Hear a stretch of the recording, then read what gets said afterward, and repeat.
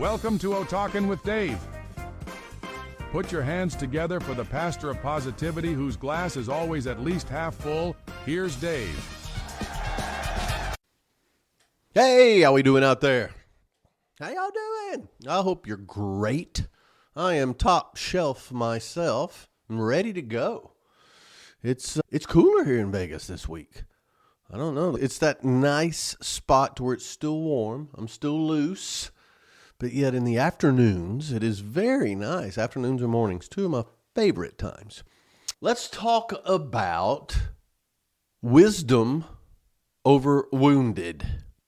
How about that? Nowadays, you get more attention for your wounds or your scars than the actual survival of what happened. When I talk about this, I think about the scene in Jaws where you've got the captain and the part played by Richard Dreyfuss. They're in there, they're getting a little hammered at night on the boat, and they start comparing scars. And they're showing their different scars and where it happened and, the story behind it. And it ends with Richard Dreyfuss pointing to his heart, saying some woman broke his heart. But it was all about that one-upsmanship. Who struggled through more? Who's been hurt worse? And now in today's society, and I'll talk through it, I think it's evolved over time, but the wounds are getting more applause than the wisdom.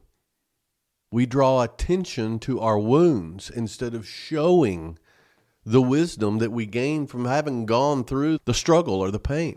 40 years ago, resilience and toughness, that's what you went for.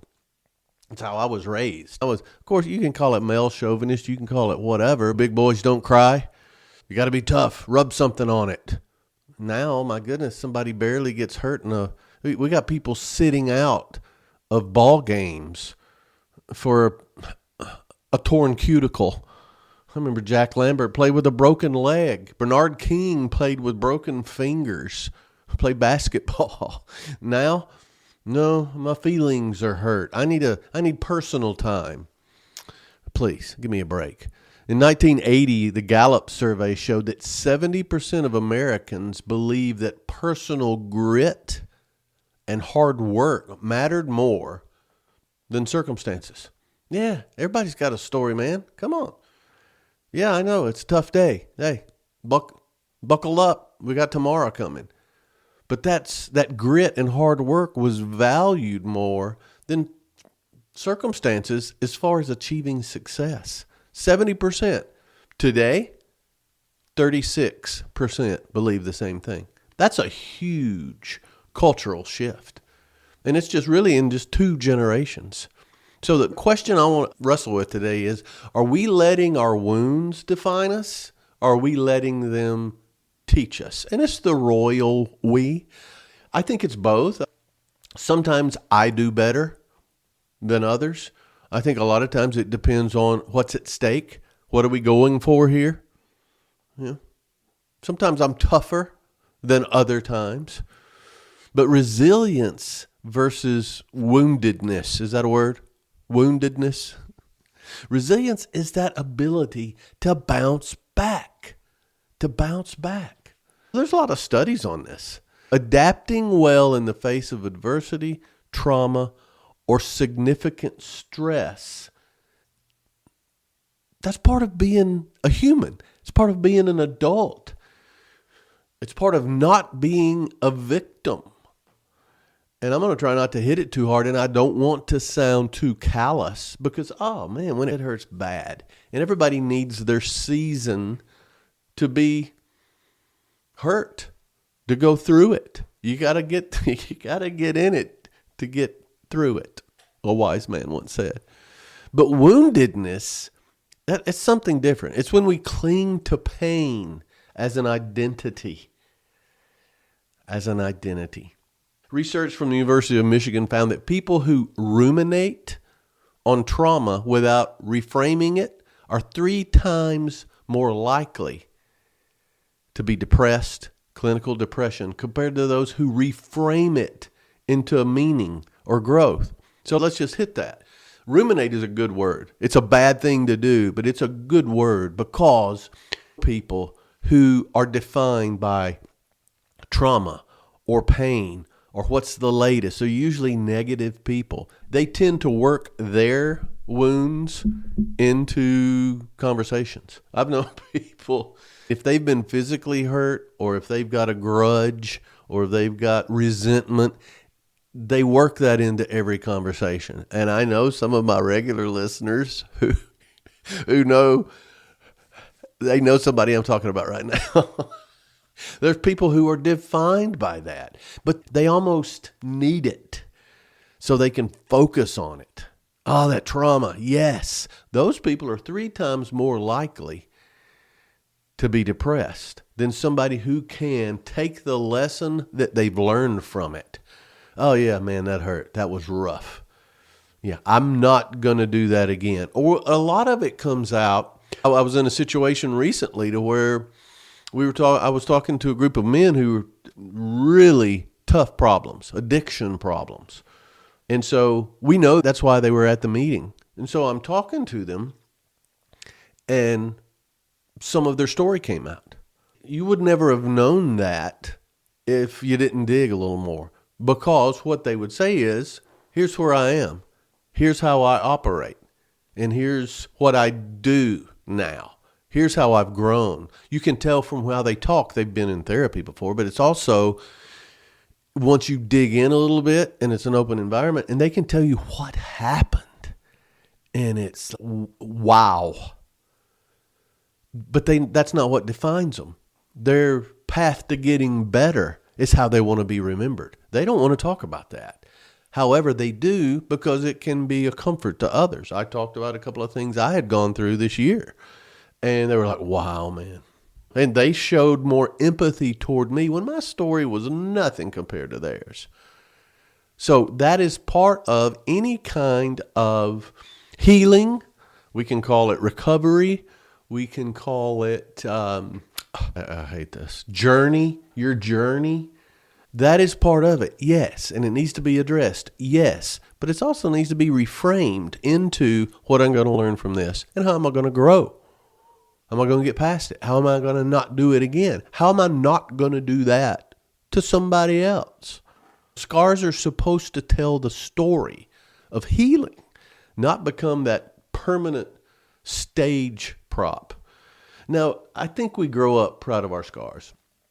As a boy, I wanted a black eye so bad. I looked tough, man. Looked tough. I remember always growing up, you'd see people with black eyes in movies or whatever. I think, man, a fighter. Oh, it's so cool. I remember the first black eye I ever got. The whole family was on one of Dad's long vacations, and we were in Cocoa Beach, Florida.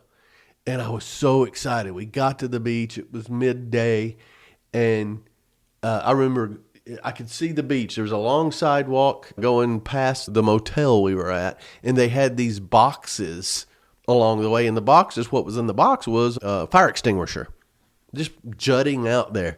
But I remember I think it was my mom, but I said, can I go? Can I run? There's a beach right. Yes, go. And I remember running as fast as a little 6-year-old could run. And I looked back at Mom, and I looked back, and I caught one of those boxes right here on the cheek.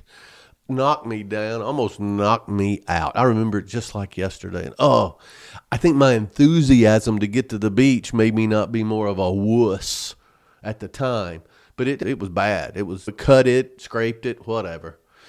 And then jump in that salt water and it's, oh, wow, that's really something. I get up the next day. I have the beginnings of a black eye. I was so excited. I've got scars. I've got a scar from the 2nd grade on this knee. I'm old enough to where some people look at me like they don't know like I'm crazy. Not that I don't get that look very often, but before we went to the 1st grade, those of you have the scar on your arm here. Remember that? From the inoculation, they put 10 kinds. It scarred over and you had to scabbed over and you had to pick it off. And I've still got that scar on my arm from 6 years old. But I think that's normal. The bad scars, the emotional scars, and physical scars, those need to be part of the story, not become the centerpiece. And so that's the whole premise behind this. Yeah. So how did we get here? How did we get here to where we're so proud of our scars more than our wounds, more than our wisdom? I think a lot of it has to do with the media. I blame them for everything almost. Hey, we can document that. But in 1986, talk show like Oprah averaged 2 to 3 million viewers a day. In the 80s, Oprah was it, man.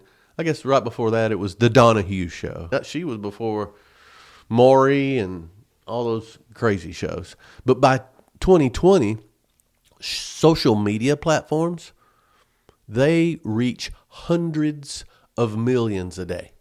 They reward oversharing. They really reward that victim narrative because, honestly, pain gets clicks. Something bad happens. You go in there and people are just ranting. And it's either they've got to be the best or they got to be the worst. They've got to be admired by everybody or they must have been hurt or a victim or wounded.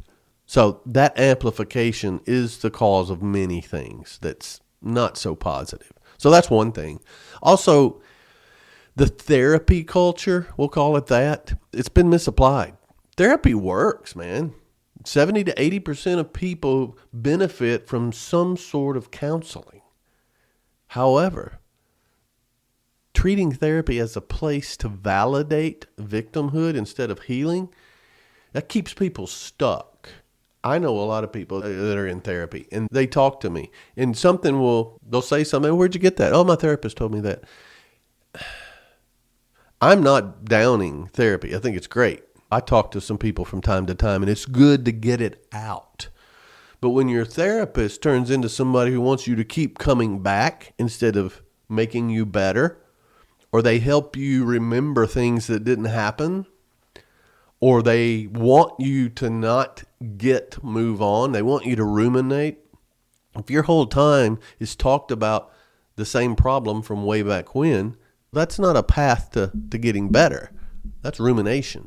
So I think some of this therapy culture is being misapplied. I'm totally unqualified to say that clinically, but for my opinion, I am an expert on my opinion. So we got the media and the social media being amplified and this whole therapy culture being misapplied. I also think this identity by labels. There's a study, excuse me, very unprofessional. In 2021, 44% of young adults identify themselves primarily by past hardships or mental health struggles. 44% identify themselves by past hardships or mental struggles. So how are they going to project themselves? Probably by the same thing. That might be one of the saddest statistics.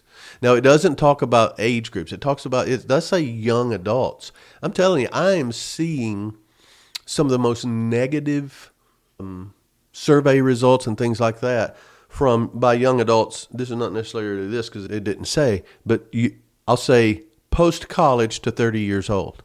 And you think about it, yeah, all the social media and it went crazy like 13 years ago. Okay, they were right. They hit it right when it started. And so it breaks my heart to think that 44% of young adults identify themselves by the negatives, by the wounds in their life. That's a fairly new trend. Older generations, they're more identified by their career, their family. They were embarrassed to be wounded, but as you get older, you become wise. Well, how do you get wisdom? What do they say? Good decisions come from experience, and experience comes from making bad decisions. When you make bad decisions, you get wounded, but you learn from it and you show the wisdom. Another reason I believe people focus on the wounds more than the wisdom, just this whole societal obsession with instant gratification. And now I'm impatient. That's my biggest flaw, I would say. Yes.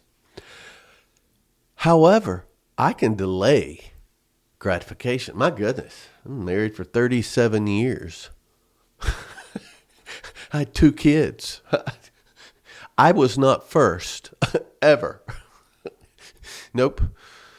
But when you look at this instant gratification societal situation, which is not easy to say quickly, research from Stanford's famous marshmallow test. Have you ever heard about this?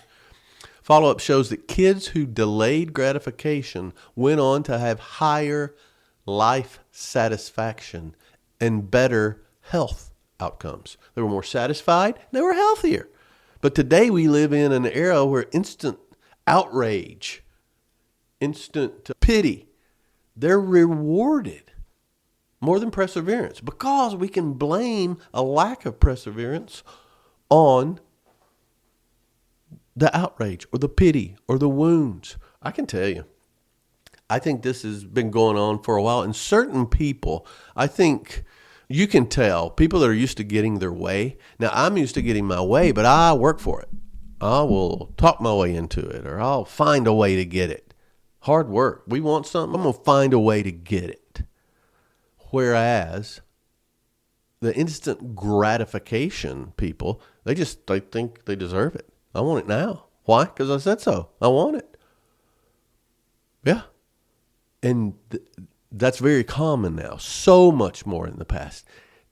If you have been accustomed to delaying gratification, you have higher life satisfaction and you're healthier physically and mentally. Loss of mentorship is another one. I don't have this one, it's bad, but in 1985, an average American reported having 3 close confidants. By 2021, that number dropped to less than 1.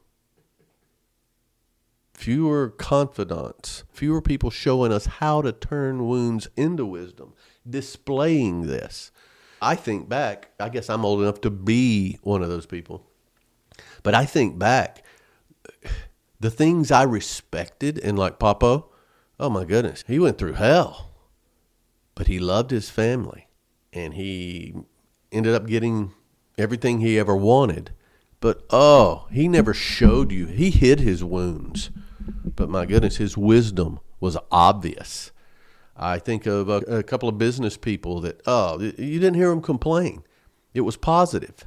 And there's nothing wrong with a little complaining every now and then, but when you're defined by that complaint or that struggle, it's hard to see the wisdom. It really is. And so I see that. Now mentors or confidants, they're treated like, I don't know, therapists, or do it for me, or try to tell you it's okay to be so upset and so wounded, instead of showing you how to display the wisdom. First of all, find the wisdom. Find the lesson. It's hard to find the lesson when you're playing victim. You got to have mentors or confidants, not Svengalis to where you bow to their every word, but people just exhibiting some resilience. Yeah. So, how do we pull wisdom from these wounds? It's easy to say. How do we pull wisdom from wounds? First of all, you got to change the question you ask. Instead of why me? Why me? What did this teach me? Or you can dig into, there's a lesson in here somewhere. There's a reason why this happened to me and happened to me now. What is that reason? Instead of just poor, pitiful, why me? That's the proper kind of therapy shows that. And when you look at that, your likelihood of reframing the stress jumps. It's going to jump when you look at it that way. If you're curious and you dig into it. Now, of course, why me? Why me? Okay. But very shortly after that, think about, let's dig in. There's a reason. What is that reason? Okay. Then you've got to separate the pain from the identity. Trauma's what happened. It's not who you are. That 44% of young adults presenting themselves as, I am the wounded. No. You got to separate the trauma.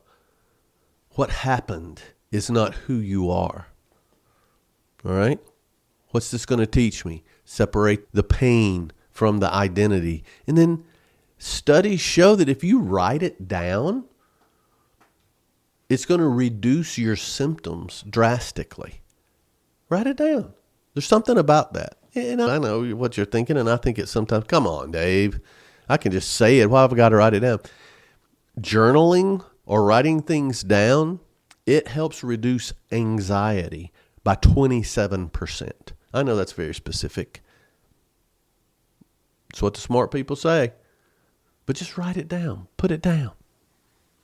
It helps. Put it down. Deal with it. Throw it away. You don't have to keep it. Yep. And then another tactic for pulling wisdom from the wound, turn setbacks into a strategy. And what I mean by that is scars become boundaries and guardrails for future decisions. I know people who've had physical things wrong with them, and they do have physical scars. They got amputations. They got different things going on. And that is a constant reminder. A constant reminder. There are whatever has happened, you can use that setback as a reminder. It doesn't define you, but it's a reminder. Okay, here's why we don't do this. You can use that as a lesson to somebody else. If someone does something a certain way, ask them why. They can probably tell you why, and it may involve a wound. It very well may. And so that's the fifth one. Teach somebody. A lot of studies have talked about this, about how people that found someone who either mentored others or found a mentor, their trauma reported such a quicker route to overcoming it, learning the lesson, and far higher satisfaction than those who just focused on themselves. Because when you share with somebody, and a mentor might not be a good word here, a confidant, I don't even like that word, somebody you respect that you can talk to. We'll just say it that way. If you have that person, you're not letting things build up. And when you talk to them, it's two-way. It's not just inward. Because if you don't have somebody to talk to, you're going to make it about yourself. You're going to ruminate. You're going to work yourself into a negative froth. And that's not good. All you're going to do is just look at your scars, look at your wounds. Oh, man, did me wrong. So that's 5 ways. Hit them again. Ask, what did this wound teach me? Separate the pain from the identity. Trauma's what happened. It's not who you are. Write it down. Turn these setbacks into a strategy or guardrails so you don't do it again. And then tell somebody. Help somebody. Teach them how to move from something. Some people are so inward looking, they don't see the lesson. And you have to bring that up to them. And this is true anywhere. At home, work, or play. At home, families that openly process struggles together, they have better conflict resolution. Much better, because they got somebody to work with. They got somebody to work with, and it's not just all in. So the better the communication, the better coping skills. And at work, Gallup found that employees who see resilience modeled by their leaders, get this, are 125% more engaged than those who only hear complaints. 125% more engagement was a buzzword years ago, and I think it still is, meaning those engaged employees perform at a higher rate. They have higher job satisfaction, and you retain them longer, which is so important. So if they see that the leaders are tough and strong and aren't defined by the wounds, they're wise, you're going to be more engaged, fewer complaints. And then at play, psychologists note that laughter and recreation increases resilience by releasing just physical endorphins and making wounds less defining.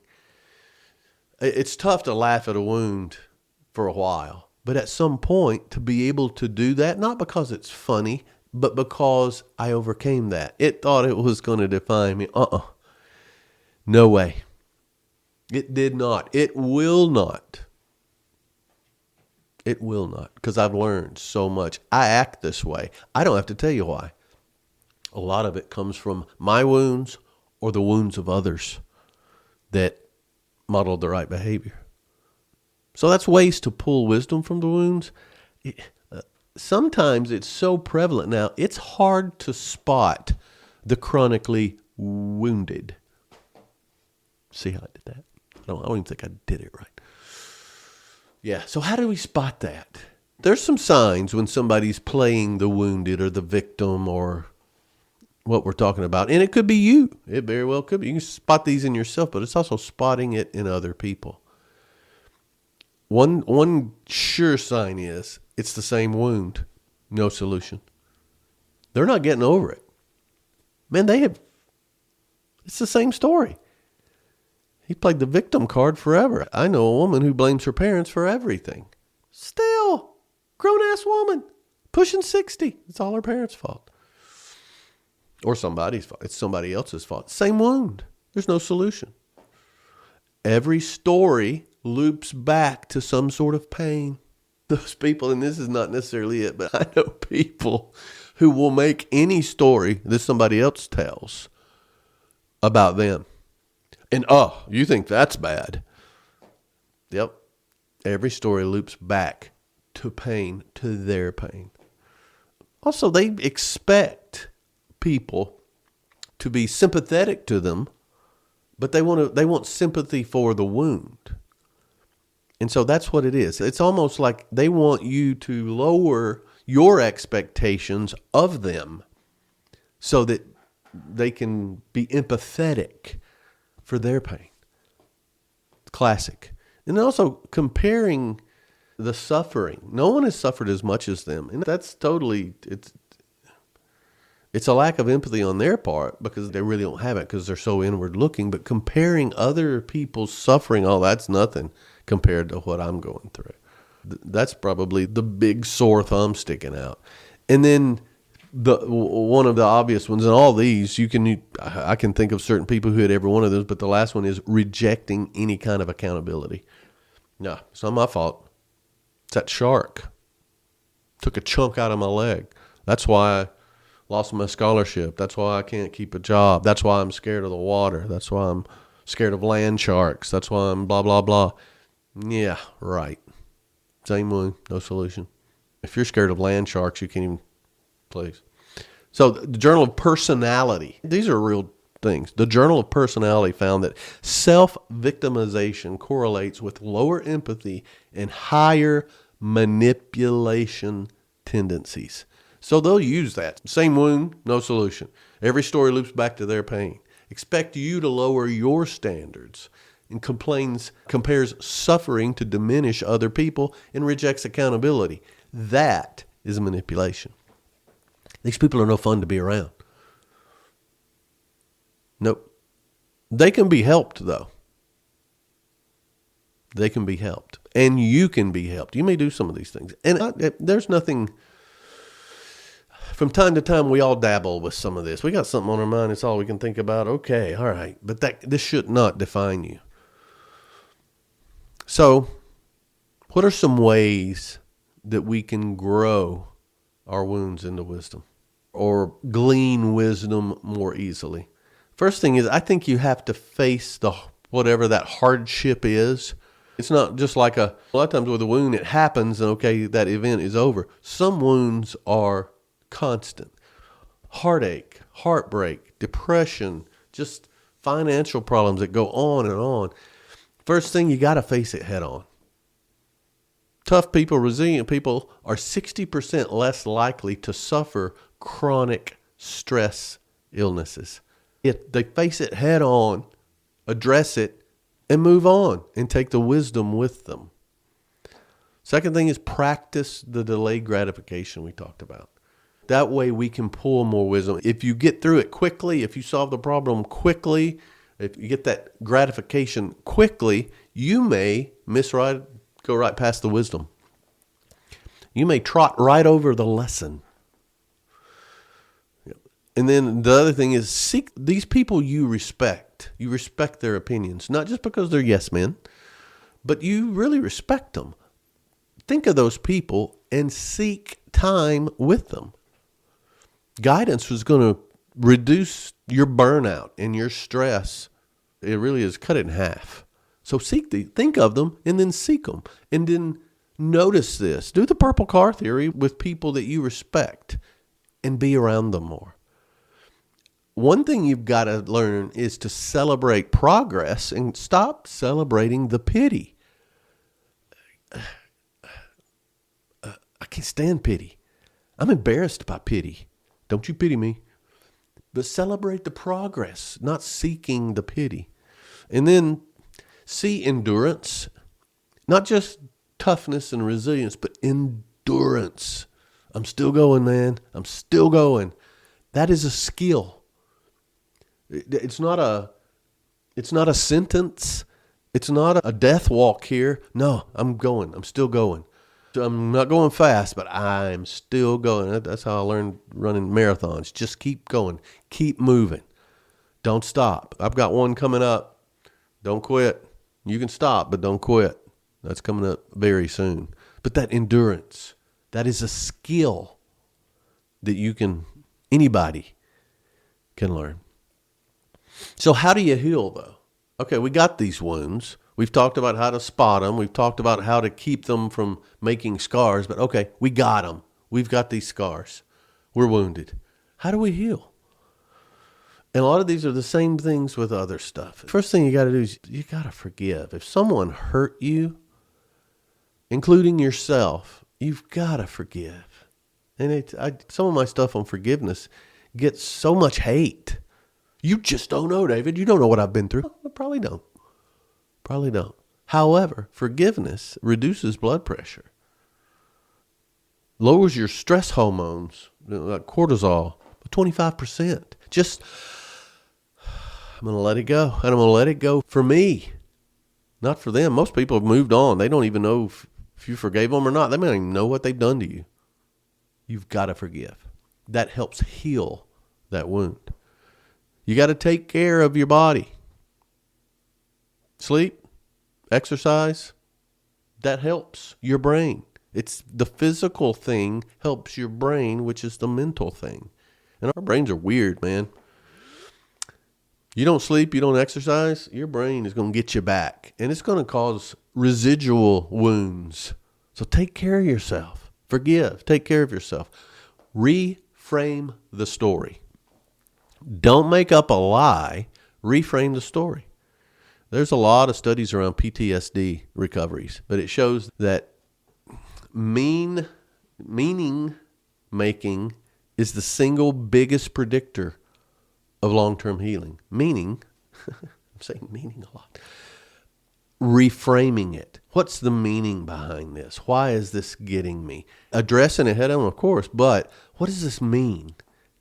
Put it in its context. Don't let it blow up. Don't ruminate on it to the point to where it's so much bigger than it was. But people that can do that have PTSD, it's one of the biggest predictors of healing. And PTSD is real. There's a lot of people who don't have it that say they do. But it's real. I've seen people with it, and it's tough. But if you can reframe the story in a way that you can see that it has some meaning. Also, I've talked about the social connections, positive people. It's so important. It's linked to 50% higher survival rates across all health conditions. If you've got positive people and people you love in your circles, you'll do it for them. You'll fight for them. The stats are off the charts of people who live longer just because it wasn't about them. I got to hold on for somebody else. That social connection works with the wounds as well. If you've got positive people around you, not talking about their wounds all the time, you're not going to talk about yours all the time. And you get to share the wisdom. It's very important. And then I talked about meaning a second ago as far as reframing, but also create some sort of meaning for your life. It's a little bit, you'll do things more for other people than you'll do for yourself, usually, unless you're a selfish pud. But have a reason, whether it's service or a purpose for other people or part of a group or you're helping a group. That gives you something to do, a reason to be. in any situation. It makes you feel useful. Can't be underestimated. So all that helps you heal. You got people counting on you. Okay, all right, let's go. It's so important. Healing the wounds that are really there. So it's tough because wounds can come at any time. They can be minor. They can be major. And it's not, turning wounds into wisdom is not something you want to get good at out of repetition because it hurts. If it didn't hurt, it wouldn't be a wound. So let me leave you with this. Scars are not trophies, although we got some gnarly ones. I got one right here. Look at that. It's where they I forgot about that till just now. It's where they rebuilt my jaw. Yeah. But scars are not trophies. They're mile markers. Think of it that way. I'm not embarrassed of my scars. I am proud of the wisdom I gained from them. So they're not trophies. They're mile markers. And a scar proves that you healed. An open wound proves you did not. So scars in this way are good because it doesn't scar until it's healed. We got a lot of people walking around with open wounds, bleeding all over you. So your wounds are not the end of your story. They're the middle somewhere. Yeah. And the wisdom that you pull from them, that builds toward a happy ending. So stop showcasing the wound. Start showcasing the wisdom because the world doesn't just need your story of survival. It needs your story of transformation. It does. All those people in your life, they need to see it. Let them tell somebody else about the scars. You don't need to talk about it. You just show the wisdom. So I hope this helps. If anybody thinks I'm being insensitive, I'm not. If you took it that way, maybe you're wounded. I'm not minimizing the pain we go through. At some point, I'll tell you some of the pain I'm going through, but I'm going to be defined by what I'm learning from it, not by what was done to me. Okay? Thanks so much for hanging out. Hit me up, david@otalks.com, dave@otalks.com. I love your comments. I love them. And then you can hit otalks.com. That's the website. You guys know that. But if you're listening, by now you know that. I appreciate all the kind words. I appreciate all the notes I'm getting on the social media. It's so cool. And then we got some cool stuff coming up. I got so many to do. You guys I've even torn some of the O-Talks from the past apart because you've given me some new thoughts around some old topics. So I'm going to hit you with all that.